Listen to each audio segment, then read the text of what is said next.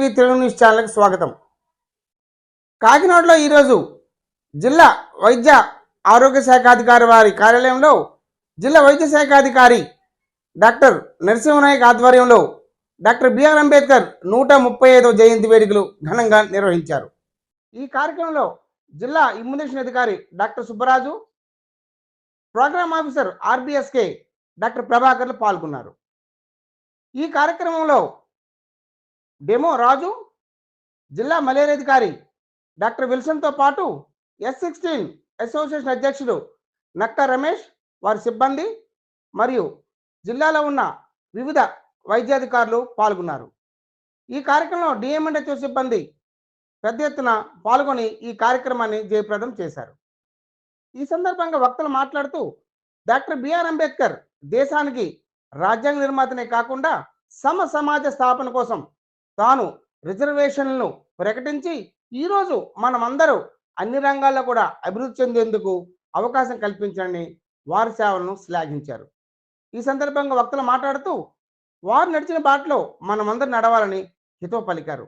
ఈ కార్యక్రమంలో మాట్లాడిన వక్తలందరూ డాక్టర్ బిఆర్ అంబేద్కర్ గురించి మాట్లాడుతూ విశ్వ మేధావి, భావి భారత రాజ్యాంగానికి ఒక నిర్మాణం చేసి భారత రాజ్యాంగాన్ని ద్వారా దేశ ప్రజలకు ఒక సమున్నతమైన స్థానాన్ని కల్పించడంలో ఆయన పోషించిన పాత్ర కీలకమైనదని పేర్కొన్నారు.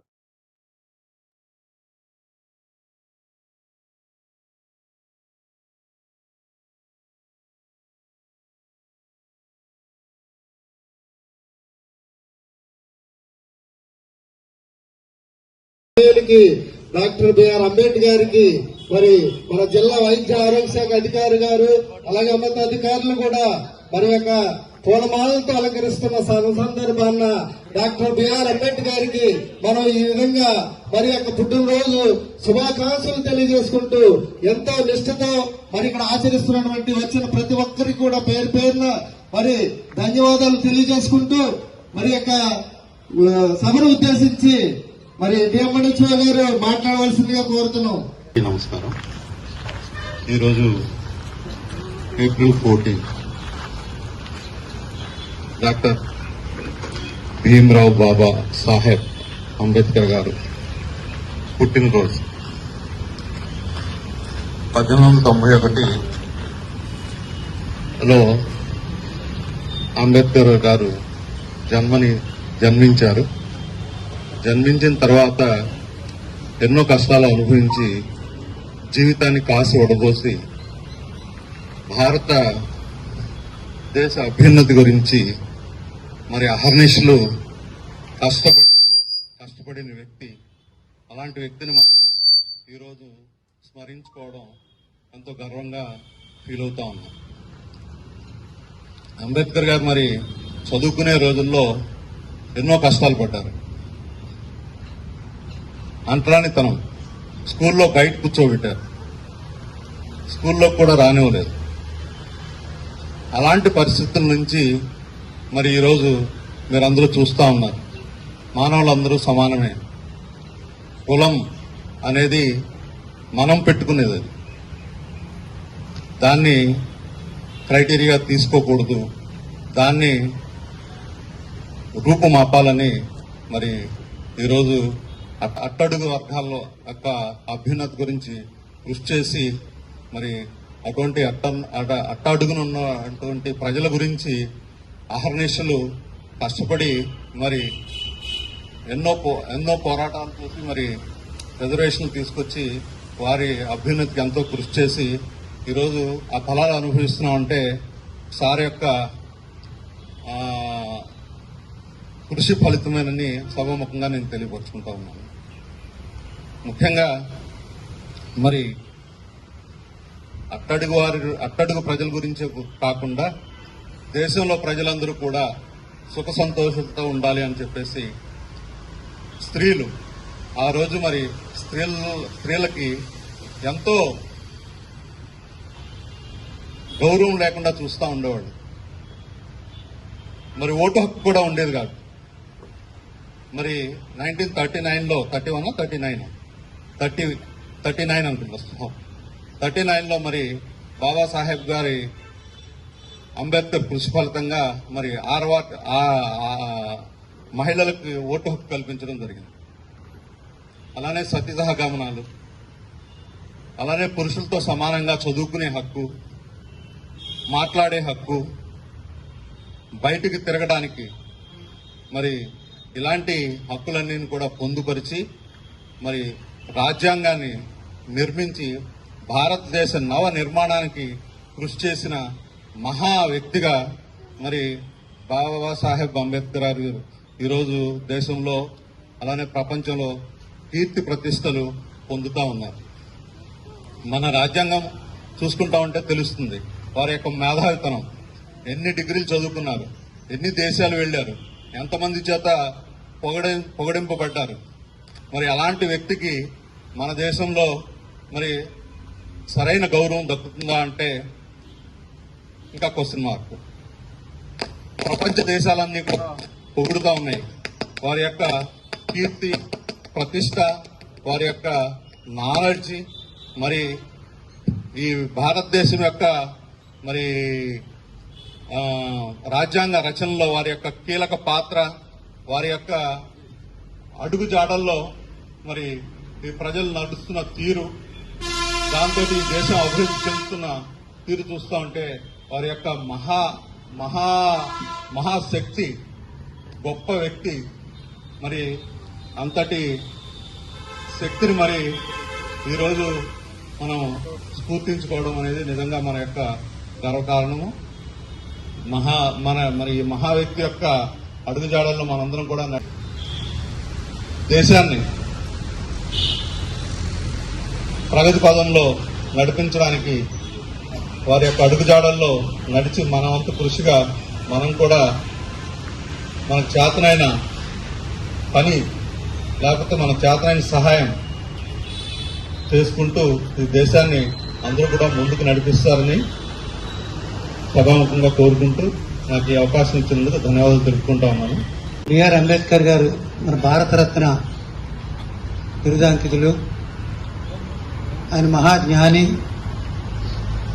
ఆయన మన భారతదేశంలో ప్రజలందరూ సమానమే అనే ఉద్దేశంతో ప్రజలందరూ కూడా ముందు అందరూ కూడా హ్యూమన్ బీయింగ్స్ అందరూ సమానమే అనే ఉద్దేశంతో ఆయన అందరూ సమానంగా, ఆయన మన భూమి ఉన్నతకాలం కూడా ఆయన స్థిరస్థాయిగా ఆయన యొక్క గొప్పతనాన్ని మనం ప్రశంసించుకుంటూనే ఉంటాము. దానికి తగ్గట్టుగానే మన సమాజంలో కూడా అన్ని రకాలైన మార్పులు మనం చేసుకోగలగాలని నేను ఈ సందర్భంగా అందరినీ కోరుకుంటున్నాను. గురించి ఆయన న్యాయశాఖ మంత్రిగా ఉన్నప్పుడు పార్లమెంట్ లో హిందూ కోడ్ బిల్లు ఫెయిల్ అయిపోతే దాంతో పాటుగా వెనుకబడిన తరగతుల రిజర్వేషన్ కోసం కూడా దామాషా ప్రకారం 52% ఉన్న వాళ్ళు ఎక్కువ కావాలని అడిగినప్పుడు దానికి కూడా పార్లమెంట్ అంగీకరించకపోతే మనస్తాపంతో ఆయన రాజీనామా చేశారు. రాజీనామా చేసి ఆయన లాబీలో కూర్చుని ఉంటే స్త్రీలు, అప్పట్లో వేరువేరు పార్టీల్లో ఉన్న స్త్రీలు ఆయన దృష్టిబొమ్మను తగలబెట్టారు.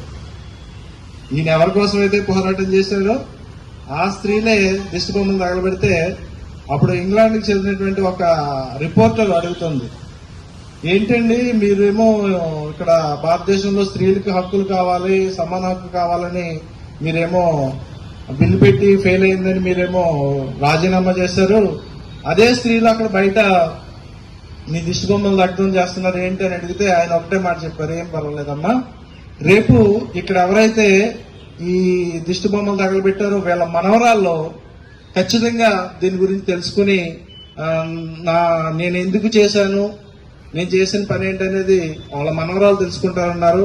ఇక్కడ అలాగే వాళ్ళ మనవరాలు చాలా మంది ఉన్నారు. ఇక్కడ వాళ్ళ మనవరాలు సొంత మనవరాలు కాకపోయినా మా వయసు వాళ్ళు చాలా మంది ఉన్నారు. మనతో పనిచేస్తున్న స్త్రీలు చాలా మంది ఉన్నారు. దానికి కారణం ఆ రోజు ఆయన చేసిన కృషి. ఈ మొదటి నుంచి కూడా ఏం జరుగుతుందంటే ఏదో రకంగా అంబేద్కర్ దీన్ని పలుచన చేయాలనే కార్యక్రమం స్వతంత్రం వచ్చినప్పటి నుంచి జరుగుతుంది, ఇప్పటికీ జరుగుతూనే ఉంది.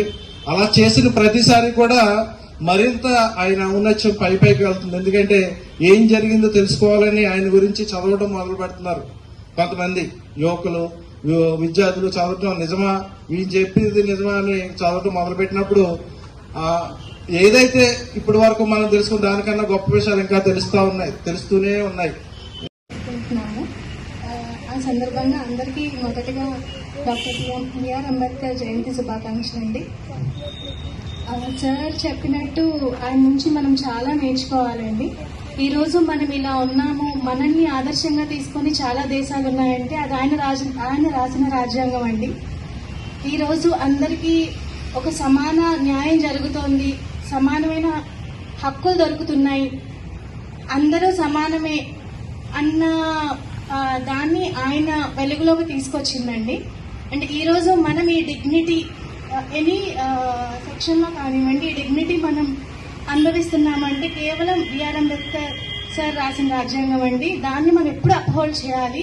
ఇలాగే మనం వేరే దేశాలకు కూడా ఆదర్శంగా నిలబడాలని, ఈ స్ఫూర్తిని మనం తరతరాలకి తీసుకువెళ్లాలని కోరుకుంటూ అందరికీ బిఆర్ అంబేద్కర్ జయంతి శుభాకాంక్షలు అండి. ఆయన చెప్పిన ఆశయాలను పాటిస్తూ మన లక్ష్యాలను సాధిస్తూ రాబోయే తరాల వారికి ఈ ఆశయాల గురించి వీటి గురించి మనంతు కృషిగా వాళ్ళకి తెలిసే విధంగా చేయాలని కోరుకుంటూ మహానుభావుడు మహాశయుడు అంబేద్కర్ మహాశయుడు జయంతి శుభాకాంక్షలు. ఒక 65 సంవత్సరాల కాలం బ్రతికిన ఒక మనిషి గురించి, ఒక బాగా అట్టడుగు సామాజిక వర్గాల నుంచి పుట్టి ఒక మహోన్నతమైన రాజ్యాంగ నిర్మాత స్థాయికి ఎదిగిన ఒక వ్యక్తి గురించి ఈరోజు మనం మాట్లాడుతున్నాం. ఈయన యొక్క ప్రాసంగికత ప్రతి సంవత్సరం పెరిగిపోతుంది. రాను రాను ఎందుకు పెరుగుతుంది? ఇప్పుడున్న ఈ క్లిష్ట సమయంలో నా పాఠకులకి, నా శ్రోతలకి నేను మరీ ఎక్కువ తీసుకెళ్ళాలని కొంతకాలం 100 సంవత్సరాల క్రితం తీసుకెళ్తాను.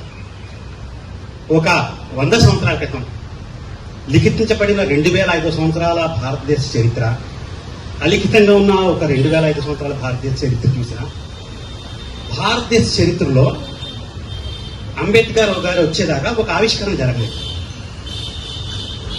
భారతదేశ ప్రపంచవ్యాప్తంగా అప్పుడు 19వ శతాబ్దం అనేది ఒక గొప్ప ఆలోచనలకు పుట్టిన గొప్ప శతాబ్దం.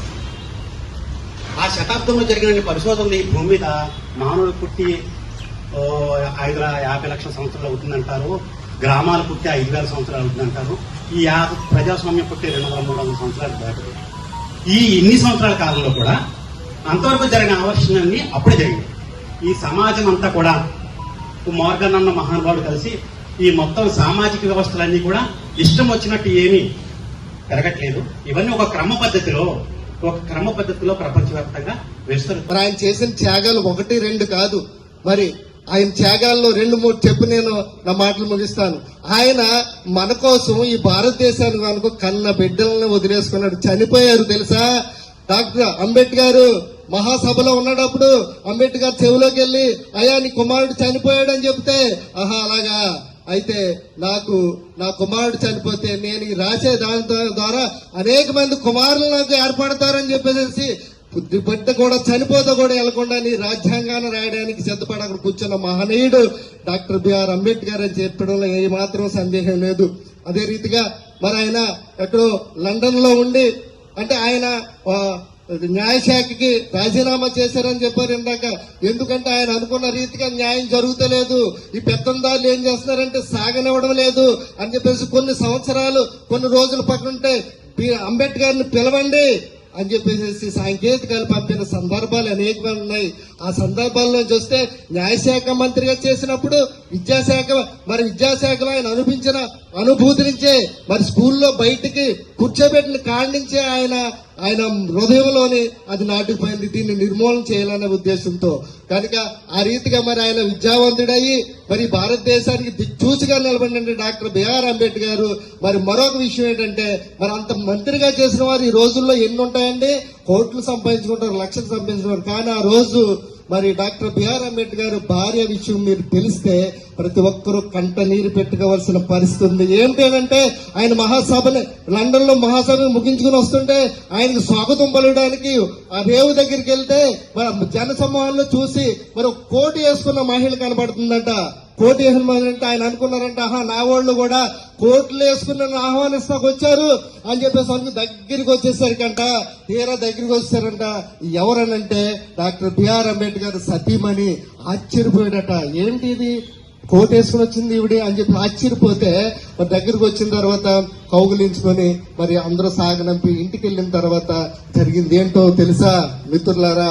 ఆవిడ ఎందుకు కోట్ వేసుకుందంటే ఆవిడకి 2 జాకెట్లు ఉన్నాయి.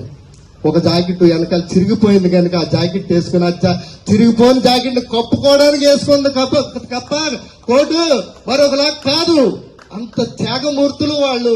అంతవంటి మహానీయుడు మరి ఆ మహానీయుడు మరి రాసిన రాజ్యాంగంలో మనం బ్రతుకుతూ ఆ ఎందుకు రిజర్వేషన్లు అనే విషయం మీద ఒక స్థితికి వచ్చేసాం కదా, ఇంకా రిజర్వేషన్ తెలిసింది ఎందుకు రమేష్ గారు అని అడిగాడు. ఆయన ఒక బీసీ, ఆయన అడిగాడు.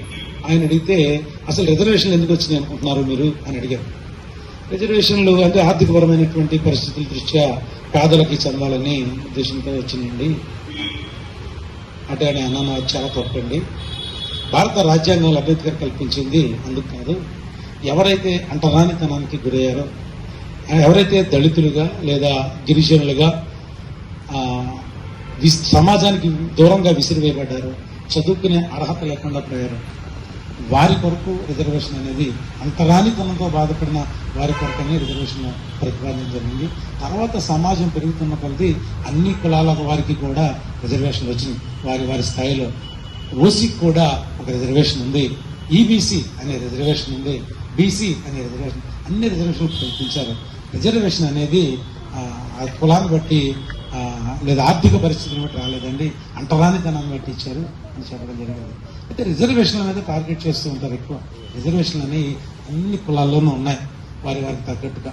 ఏమంటే తీసేయచ్చు కదా, మరి ఎందుకు ఉండాలి అని అడిగారు. అడిగినప్పుడు నేను అన్నాను, దాదాపు 2000 ఏళ్ళు అంటరానితనంతో బాధపడింది ఒక వర్గం.